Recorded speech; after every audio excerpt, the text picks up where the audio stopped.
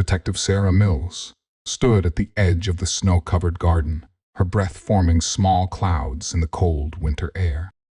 The morning sun cast long shadows across the pristine white surface, broken only by a single set of footprints that led to the back door of the old mansion and then disappeared.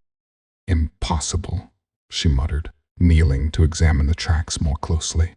They were fresh, made sometime in the early hours when the snow was still falling. But where they ended at the door, there were no return prints. It was as if whoever had made them had simply vanished. The call had come in at 6 a.m. Mrs. Eleanor Richmond, owner of Richmond Manor, reported that her prized diamond necklace, a family heirloom worth over $500,000, had been stolen during the night. The security system showed no signs of being tampered with, and all doors and windows remained locked from the inside. "Detective," Officer Tom Parker approached, holding his notebook. "Mrs. Richmond's statement is ready. She swears she wore the necklace to bed last night, as she always does. When she woke up this morning, it was gone." Sarah nodded, her eyes still fixed on the mysterious footprints. "Any other residents in the house?" "Just the housekeeper, Martha Wilson. She lives in the East Wing, claims she didn't hear anything unusual last night." Inside the mansion, Sarah found Mrs. Richmond sitting in her study, wrapped in an expensive silk robe. The elderly woman's fingers kept touching her bare neck, as if searching for the missing necklace.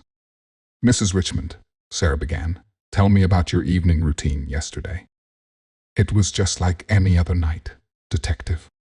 I had dinner at 7, watched some television, and went to bed at 10.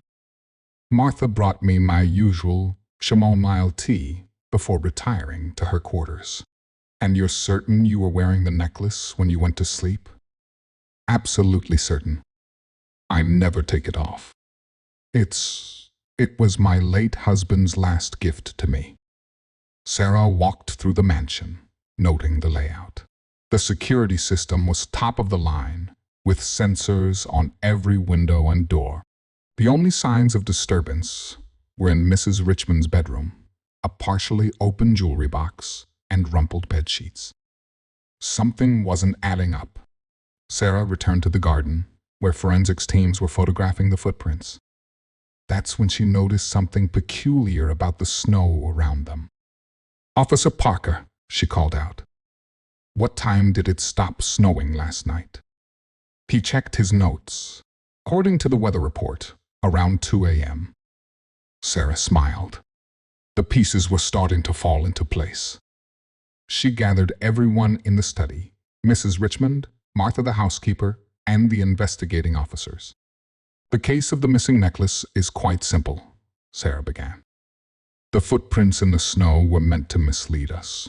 They were made after the theft, not during it." Martha shifted uncomfortably in her chair. "Mrs. Richmond, you mentioned your evening tea. Did you finish all of it?" The elderly woman looked confused. "No, actually. I was quite tired and only had a few sips." "As I suspected. The tea was drugged, wasn't it, Martha?" "Just enough to ensure Mrs. Richmond would sleep deeply. You knew her routine, knew she never takes off the necklace. You waited until she was asleep, took the necklace, and then created those footprints in the garden to make it look like an outside job." Martha's face went pale. That's ridiculous." "Is it?" The snow stopped at 2 a.m., but there was only one set of prints, with no snow accumulated in them. They had to have been made after the theft, probably just before dawn. "You hoped we'd focus on solving the impossible puzzle of the vanishing burglar, instead of looking closer to home."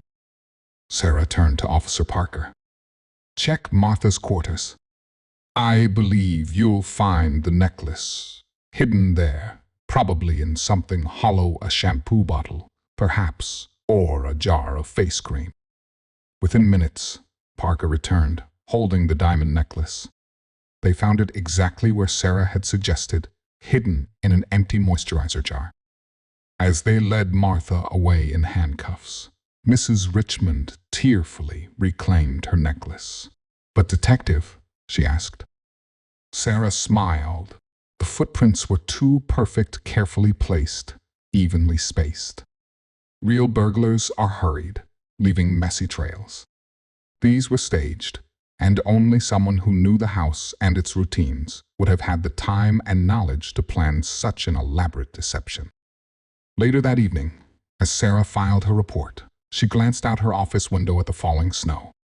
Another case solved, thanks to attention to detail and the silent stories that evidence tells if you know how to listen.